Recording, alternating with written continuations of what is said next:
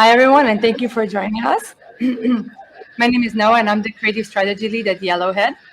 A little bit about Yellowhead. We are a performance marketing agency specializing in everything that has to do with performance marketing, from UA to ASO and SEO, and even our SaaS creative analysis platform, Allison. Also, we have an amazing creative studio offering end-to-end production. And today, I am super excited to speak with you about creative, and especially creative in the world post iOS 14. As you know, the world has been waiting for iOS 14 to take place, and now that it has happened, we're seeing how it's affecting us. Creative has always played a major part in any form of campaign, but now, when we're not able to fully target our audience, it has taken an even bigger role in the success of different campaigns. So today, me and these three wonderful gentlemen are going to do a creative workshop talking about creative from every angle possible and even looking at creative examples. This will be an interactive workshop. So we're going to have a few polls for you to participate in. So feel free to cast your vote once we show them. And if you have any questions, don't wait until the end of the workshop. Feel free to write them in the chat below, and we'll address them once we get to the Q&A section. And without any further ado, guys, please share with us a little bit about yourself, and let's kick off this panel. Gabrielle, would you like to be the first one to start? Hi, guys. Nice to meet you. I'm Gabriel, Creative Director at Yellowhead. And just gotta say that I'm super, super proud to be part of this panel today. Thanks.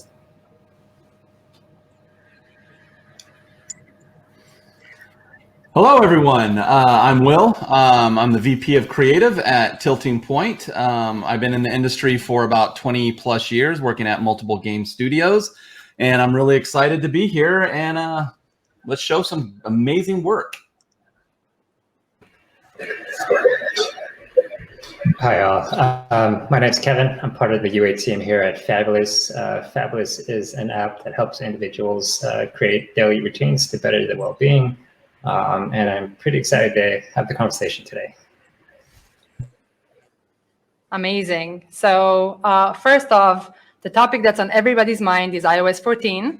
There's no doubt that it changed the rules of the game. I would like to hear from you guys. How would you say that your creative strategy has changed with iOS 14? Will, do you maybe want to go first? Sure. So at Tilting Point, we've been looking at this for a while, and really hoping to get on the right track before all this kicks in. And what we're finding is, obviously everybody knows creative is going to play a much bigger part in UA performance moving forward. It's always been a very key part, but it's even going to be even more now with IDF.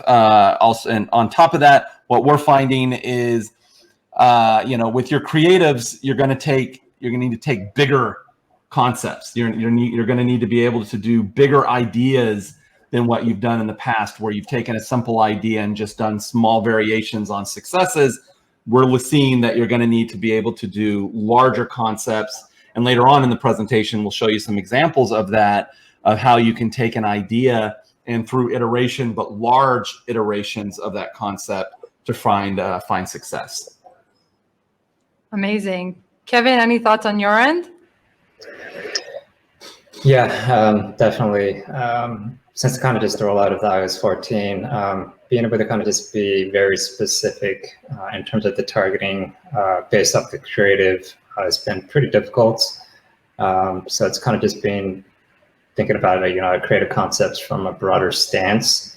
Again, just with the creatives being the targeting itself.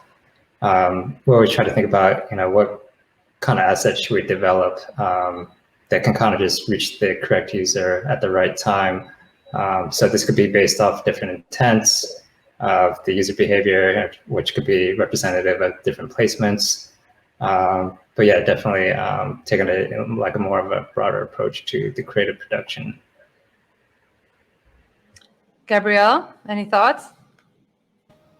Yeah, so from our end, I think the main difference we could feel, it's like instead of having a lot of different campaigns, we just intend to have a bigger variety of creatives into the same ad set. Perfect. So thanks for sharing. Now let's start with our first poll. Again, feel free to cast your vote once we start showing creative. Each time we'll show you a couple of creatives and ask you to decide which of them you felt you think performed better. We're going to start with Spiral. I'm going to show the ads now. There's a display ad and a video. Can you see it?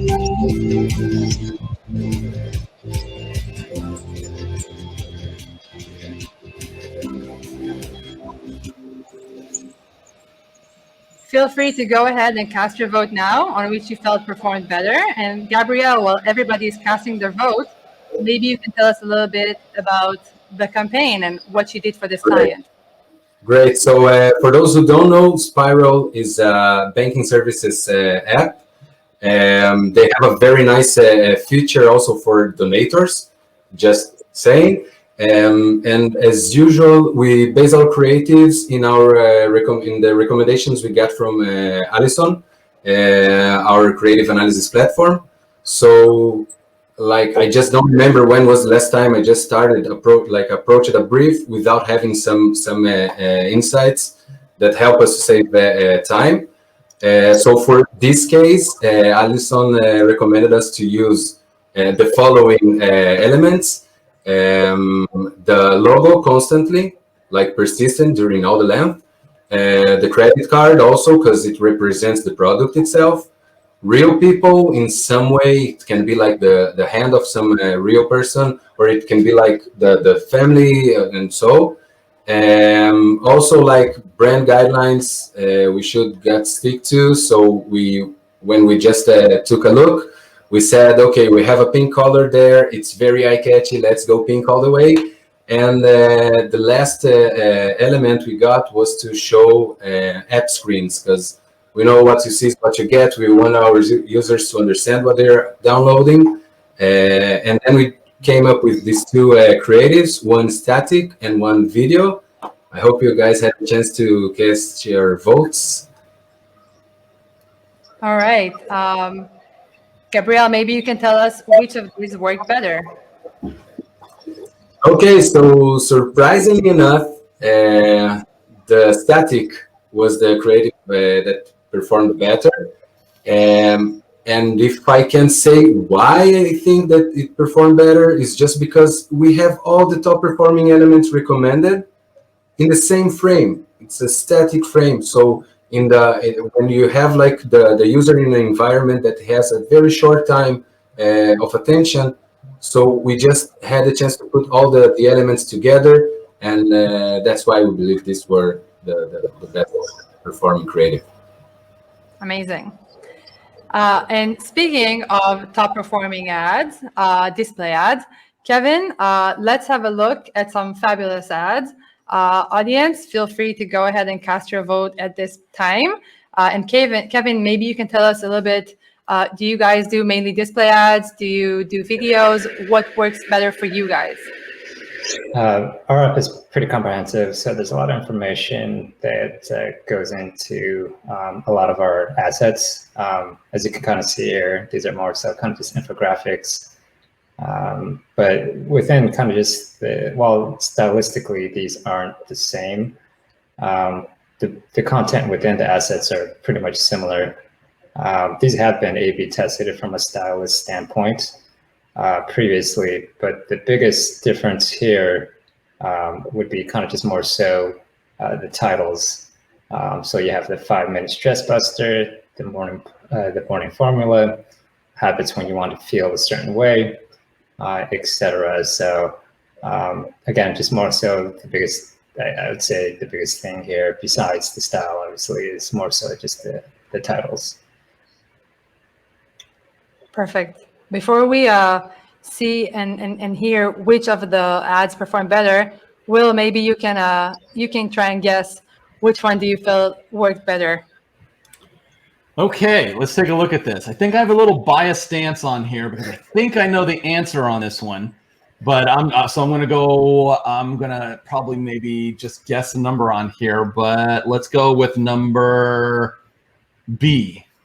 B. All right. Kevin, do you want to tell us which one performed better? Yeah, that's correct.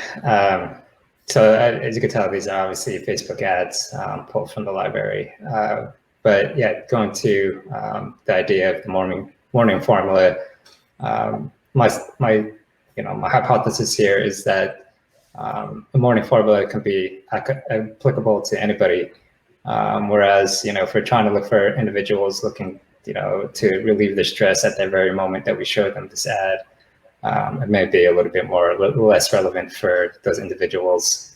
Same thing with habits when you want to feel a certain way. So, my hypothesis here is, just being able to provide more of a broader, appealing asset. It's going to be most beneficial. Yeah, I mean, if you don't mind me jumping in, I'd say I agree on that. I mean, if you look at the two different ads or all three of them together, you have two ads that seem to be very targeted at a certain user group. And then you have the one winning ad that has a much broader appeal. The information is very clear to read. There's a clear hierarchy from where you want to draw the user's eye throughout the ad. And the color palette is very pleasing. It has again, it has a broader appeal. It's not going after one demographic.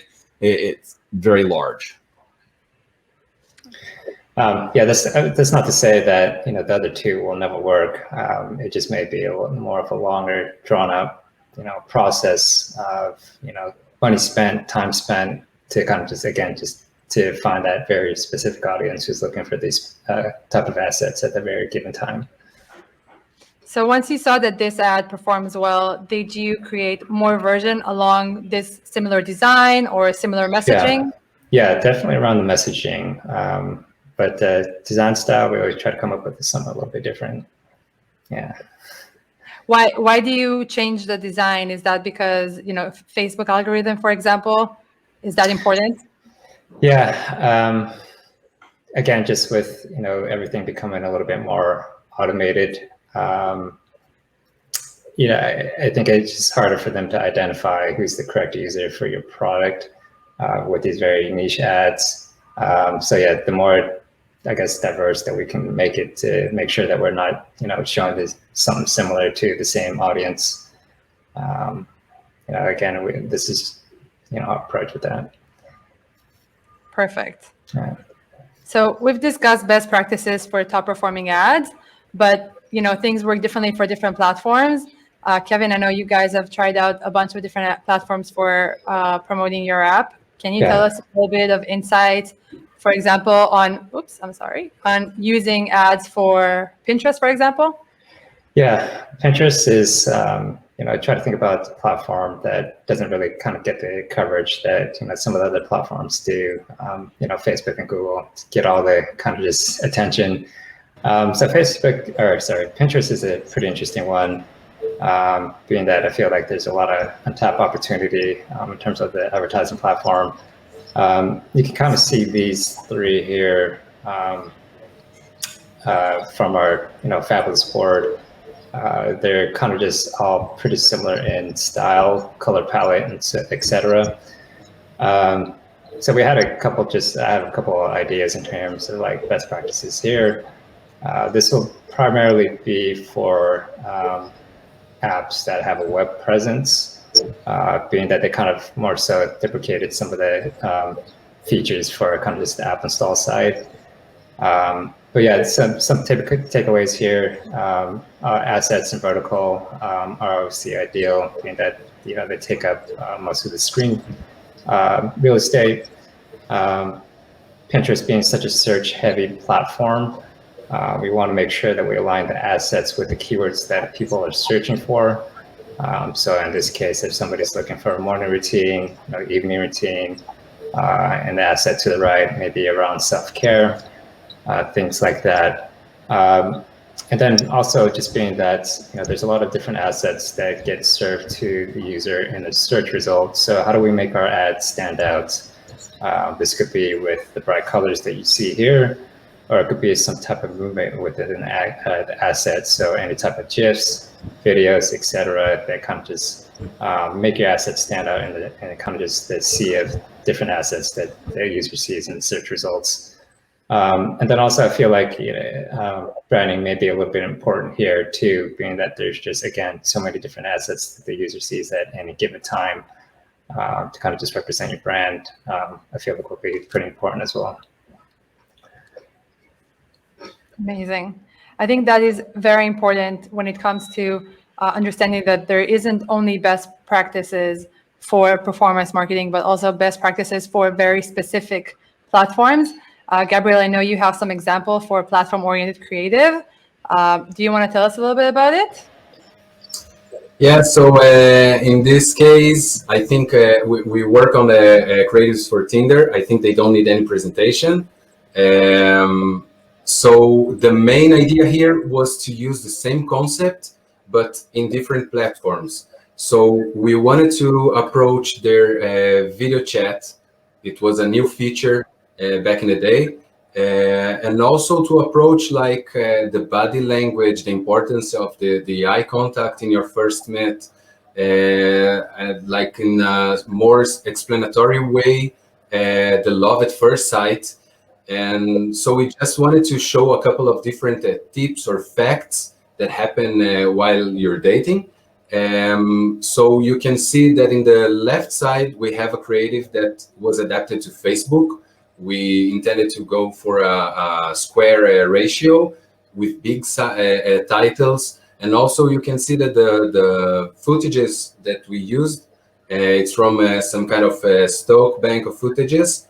And in the other hand, for TikTok, in the right side, you can see that we went to a full portrait ratio.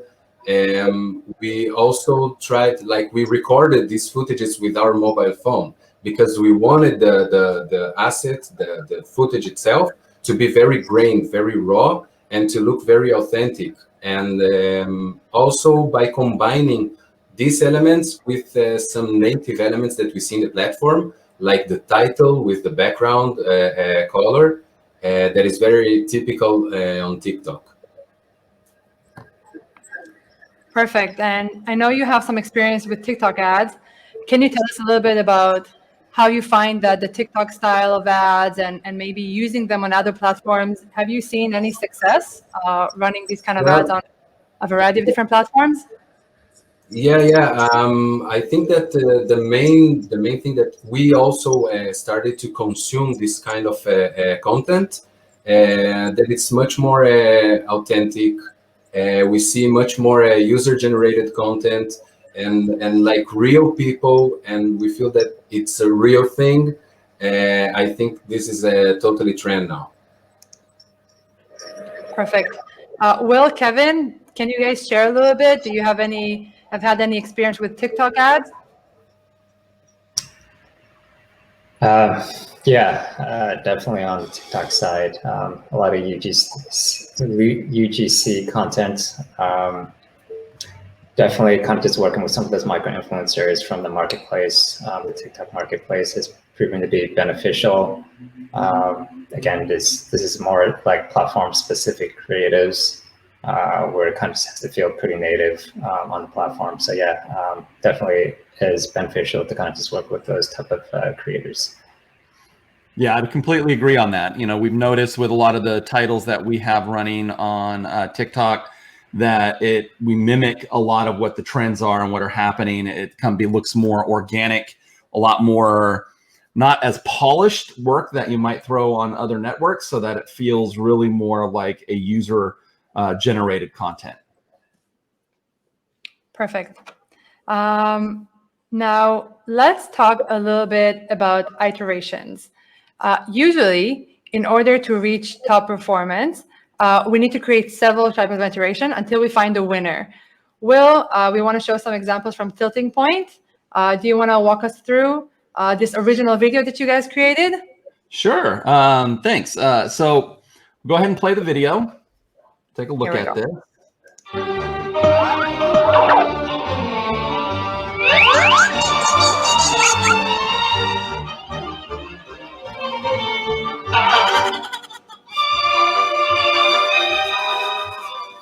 So as you can see through the video, we wanted to really hit home as a user progression, sort of an idea that you are this young chef, this idea that you're taking over this kitchen, you're coming in, and then the progression of the cooking through multiple scenarios, and then the success there at the end. So, you know, the idea for the campaign or the creative itself was just that idea to really showcase you are the cook, you are in this universe, and an idea of, again, progression. So we want to take this concept or this idea, and a lot of times the way, you know, some agencies might work, or people when they work through it, they come up with an idea, they test this one creative, and if this one creative doesn't succeed, they kind of maybe step away from it and they move on to another idea. But you're not really determining on if the concept is strong. You're determining the success based off of the how you want to say, the orientation of the content that you've put in the video. So there's a lot of ways to reorganize this content, add other little elements to it to try to back up the idea that this concept actually performs. So that's when, you know, we take in the iteration process, variations of creating these types of videos. So what we like to do is we come up with a concept, and especially for IDF, you know, right now in this market where you're trying to test multiple broader audiences, small changes aren't going to do a lot or affect a lot. So we're taking broader, much larger changes in these variations. So if we take a look at some of the on the next slides, where we take a look at some of the other variations of this video, you'll see that the concept is there. The basic story elements are still there, but they've been structured or reformatted in a way that goes after different audiences, that tells a story, same story, but just in a different way. So you get different results. And then in the end, you're able to really narrow down if this concept works, if this is a strong concept, or if the concept overall is just not worth continuing on progressing through future creatives. So as you can see through that, again, it's the same information, it's being delivered, just being delivered in a different way, different structure, format. We've added elements such as you see the little emoji and things like that, live action added into it. We've added little call outs in different areas, and then just reformatted the footage. There's different sound. If you when you play it, you'll hear different sound effects and music. Perfect. Well, what do you consider an iteration? For example, if you wanted to give some key basics understanding, an iteration is something that requires a small change, a couple of changes at the beginning of the ad, at the end of the ad. How would you describe it? Definitely. So there's two ways to look at it. You have iterations, you have variations. So, you know, an iteration is taking an ad and making small adjustments in that ad, such as switching. You could do a switch of just an end card or an intro. You can change a CTA button or a call out in some way. You can switch character A for character B. These are small iterations in an ad that you can test to see if it impacts. So if you want to run the same exact ad by just changing SpongeBob out for Patrick, you can then get results and see, hey, Patrick has better performance than SpongeBob. Okay, let's take that further. If I keep Patrick in there now and everything is the same, and let's change this music, or let's change what Patrick is saying in the content, and we get those learnings. It allows us to narrow down key elements that allow us to make an educated decisions on future creatives and to keep iterating on this successful ad.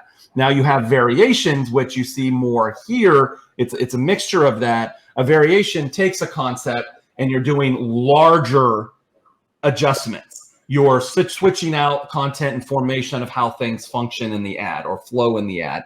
You're adding different elements such as characters, live action with a little bit of a different copy. Maybe you're adding a phone popping out like you see in the third one. These are taking an ad and creating similar types of ads, but larger iterations, larger changes in them to get that bigger impact.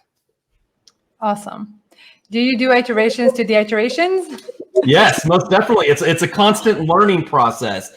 So, you know, as a creative in the industry, you know, we look at ourselves almost like scientists in a way, where we're creating all of these different things, and everything we do is backed by data. Every decision we make is backed by data. So we're reviewing that data And based on that data, we're making an assumption of why, we're testing that assumption, and then coming back and analyzing that data when it comes back in, and learning if we were correct, if we were not correct, and then adjusting from that. So it's a never-ending cycle of this, because with every new ad you go out there, you're taking learnings from that, successful or non-successful. If they're failures, it's always a learning process to improve on. Perfect. Now let's talk a little bit about how we evolve creatives and how we explore some of the latest current trends that we're seeing. Will, we want to present a few ads as well that you've created. We will let them run so you can discuss them. Perfect. As they run. Tell us a little bit about them. Okay, I think they're running there in the background. So we're going to talk about it. There's one thing that, as artists, creative people, especially in the mobile gaming industry, we're always looking at trends. We're always looking at competitors' trends. We're analyzing those. We're analyzing social and worldwide events that are happening, and it helps drive the concepts we come up with. Now, a big trend in the industry right now across the board, is what you call a fake ad, if you want to say. So, there's a lot of debate on if fake ads are good for you or bad for you. So what I'm showcasing here is 4 different fake ads.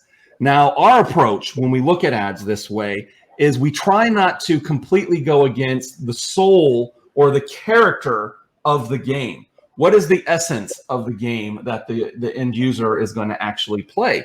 So we look at that. We look at those elements, we dissect that, and we try to analyze and come up with saying, this ad, if we can do something that represents this in a different way. And so we'll take the first one, for example, the Arcana. Okay, it's looking at the Arcana is a very narrative type of base game, and there's other games historically that have been out that has started this type of a trend. How can we reference that to get people into the mindset of like, oh yeah, I remember doing that when I was a kid, or oh, playing that game, oh, that feeling I got from when I did that, oh, that was so much fun. They get attracted to that. It still keeps the soul and the essence of what the Arcana is, what Zombieland is, what Narcos or SpongeBob is. You have the same elements, but we're delivering it in a way that hits a broader audience and brings that some sort of a physical or an emotional reaction to it. Humorous, sad, whatever that might be. Awesome. Audience, please feel free to cast your vote on which of these ads you felt performed better. In the meantime, maybe we can have a little conversation. Gabrielle, can you share with us a little bit about creative trends that you're seeing currently? Sure. Like in general, I prefer to call this kind of ads like gamification, because we intend to aggregate some elements that we believe that they can cause some kind of urgency in the users, and also to show that they have a kind of choices to make in the ad. So like having a human hand or a cartoon hand, even a cursor, and showing that the user can that he has certain choices that he needs to make, and he needs to make these choices in like 10 seconds. So we have, I think, 3 elements here that they are totally make the user to take action. Yeah, I love that. I mean, I agree on that front. We've found a lot of success in urgency. That idea of urgency. You have a certain time limit. You have something you have to do very quickly. And one thing with, the channels, when you see your ads running and, people are in a hurry, they're on different social networks, and these ads pop up, it kind of goes with that flow, because they have a lot that they have going on. And instead of taking that 10, 15, 30 seconds to sit there and watch this, they're thrown into a middle of some sort of situation, and they have to immediately have some sort of interaction. Can they do it? Gets them engaged, gets them excited. Again, goes back to what I said before on that emotional connection. You're connecting them in some way, whatever that might be. Now, let's discover which of these ads performed best? The Arcana, yes. This ad did very, very well. We had a lot of great feedback from users, even defending the ad when we had some users would come in and make comments, well, this isn't the game. You had a lot of people come back in and say, no, but this reminds me of this, or, oh my gosh, is it this? Amazing user interaction, which builds on on social and organic growth comes from this. It's an amazing reaction that we had from this ad. Perfect. If I can just add another thing, it's like you can get feedback straight away from your audience. Yes. And even if you think on certain features to develop, or maybe you can have a kind of mini games, like this is amazing because you can have the feedback straight away from the audience. Yeah, 100%. I mean, one thing we've learned is, what we do here can make a better product in the end. Okay, we do a lot of learning this way, and this allows us to work with our developers and our, and give them this information, which helps them get direct feedback from, the users that they're trying to go after and what they're thinking and what they're liking, and that helps them make improvements in the overall product.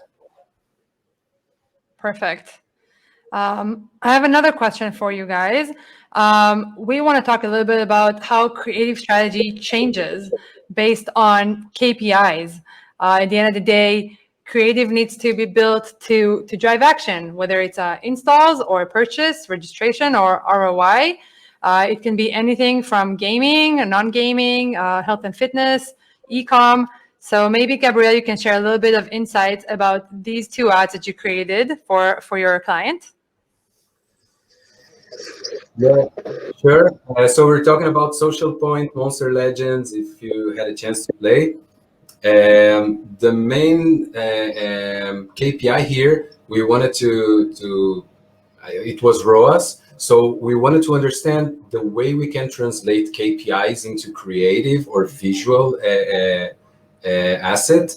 So we just understood that by showing the pure gameplay, sometimes you can also add some different features like showing some avatar customization and also like some monsters evolution, and like showing to the user that the game is not only that, you have much more to discover and to explore.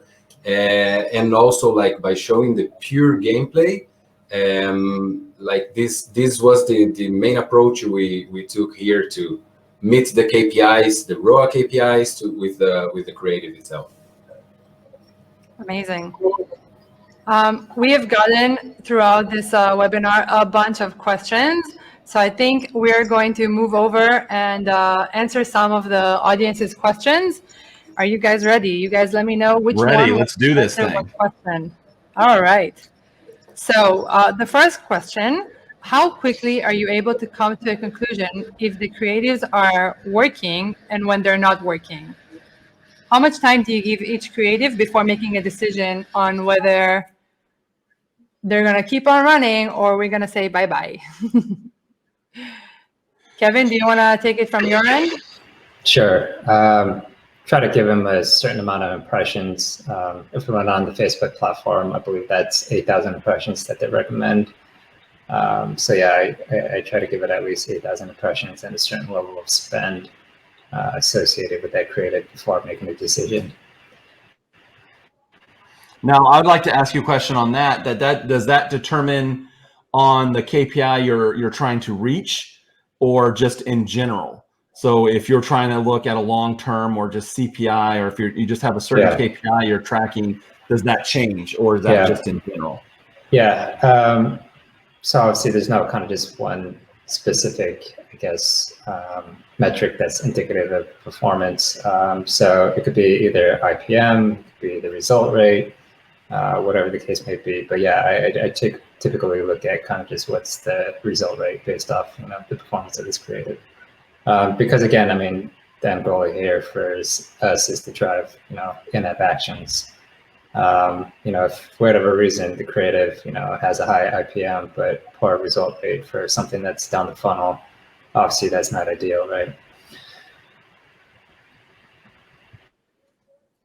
Gabrielle, any thoughts on your end?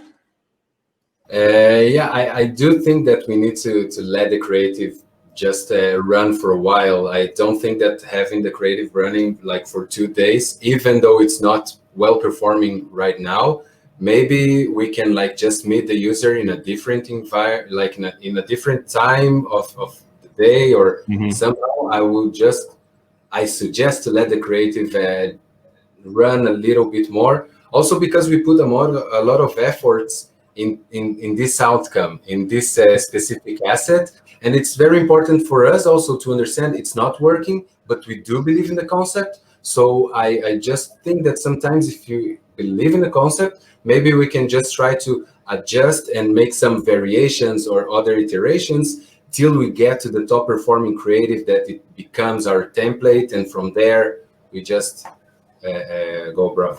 Yeah, I mean, most definitely on that. I also think it's key to take a pause sometimes. Creatives, we have found that depending on what's happening right then and there, what's going on, that one creative might not work right now, but then in a couple weeks, a month from now, you throw that same exact creative up, and all of a sudden you see a shift in performance. So, never walk away from a creative, never say that just didn't perform and you throw it away and you never go back to it. Okay, because it can come back around. Yeah, I think that's the key in performance. Always to keep on testing, keep on trying, bring back something that may have not worked or may have worked. I know that we have seen some ads that run for years. Forever. Evergreen. So this is definitely something our audience should take away about always trying, testing, and giving them a chance. Another question asked, what tools do you recommend to manage the creative testing and analysis and iteration process? Is there any specific tools that you would recommend using? If I can take this one, the start. Like I said at the beginning, we really use we use Allison in a daily basis. I think that I really recommend to use a creative analysis platform.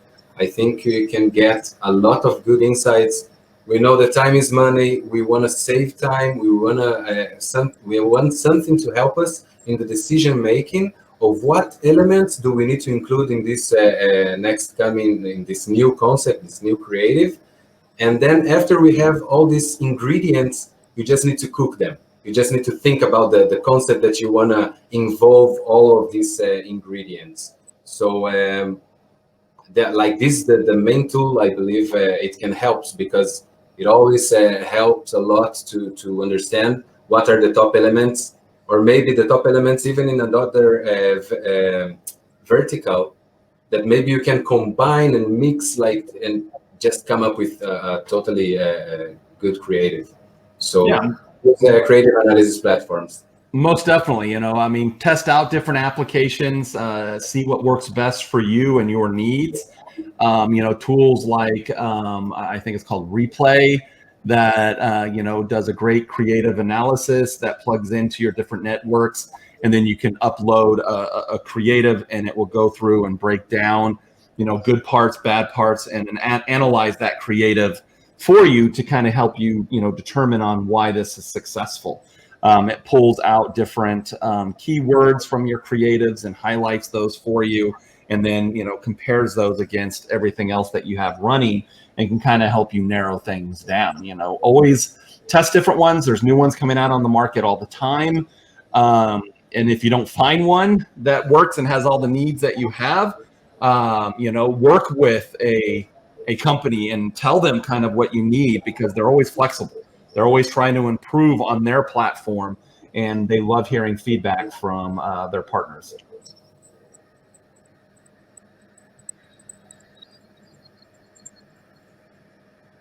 You're there. Yes, sorry, just realized I was muted. I have another question for you, and I have a feeling I know what you guys are going to answer. So this question is, when is the time to realize that your creatives are perfect and you need to stop creative testing? Who's going to take that one first? Never. Never. Yeah, it's like it's we all agree. Just never. It's a never, like we've said multiple times on all of us about iterating and variations. It's a never ever ending learning process. The world changes so quickly, the market changes so quickly, and if you're not adapting, then you're dying. So you have to constantly improve on, and the ad you found that was perfect and amazing and it runs for a while is going to die. It's sooner or later there's going to be something that makes that fall off that keen spot. So you have to always continue doing that review, analysis, iterations, variations, all new concepts, repeat, and repeat. Definitely. It's like a cycle. You Yes. just need to keep on, because also the audience is always changing, and the trends are always like with new stuff, or the technology also can bring a different placement or different platforms, different ways to engage our users. Yeah, definitely. Always keeping it contextually relevant. So it's going to be pretty important. Obviously something that we're advertising during, COVID is obviously not as relevant today. So, focusing, take for example, like focusing our creatives in terms of like how we adjust to reopening life, for example, it's obviously a little bit more contextual. All right, we have just a couple of minutes left, so let's do one quick question and then we'll sum things up. Someone is saying that they heard Facebook will no longer be accepting fake ads on their platform. Did anyone hear of this? Any thoughts on that? I've never heard about it. And I think that, as Will also showed us, I think it's totally a trend now. Yeah, I mean, I haven't heard that. I've heard that in some countries, they, due to certain restrictions, they nailed down harder on things like that. And that's why certain games have added those type of mini games into their game so that they can run those types of ads. I think it all comes down to the ad itself, and again, I can see where there's issues with fake ads that take you so far out there that you're like, this has absolutely nothing to do with the game. But then if you look at an ad, so if you look at the 4 that I presented, all the elements are there for the game. Arcana, it was a narrative-based game. The type of game ad that we showed was a narrative-based choices type of game with humor, romance, all of that's part of the game. SpongeBob, it's a cooking game. We showed elements of collecting food, going through the Krusty Krab, trying to get to that end result. So most definitely, I just think it comes down to how you represent that and how you put your game out there. Exactly. So I want to thank you guys so much for your participation in this panel. And to everyone, thank you for the questions. We got so many more, but unfortunately we do not have time. We'll try to answer these afterwards. And just to summarize everything we've discussed. So iOS 14 gave us even more power when it comes to creative. And the creative strategy is a core element in every campaign, and its importance is huge. So create new concepts, but also iterations. Test different formats and different ad types. Try display ads, video ads, GIFs, Cinematograph, but don't do more of the same. Always try to explore new territories and to test new things, explore new different trends, and find inspiration from other categories and bring it into yours. Don't make everything super perfect. Just run with it. If it works, then make it perfect. And of course, don't forget the best practices for different platforms, but also don't forget the best practices that work for you. At the end of the day, you're trying a bunch of things, see what works for you, and keep on using it. Thank you so much for your time. Thank you. It was a pleasure. Thanks. Thank you. Thank you very much.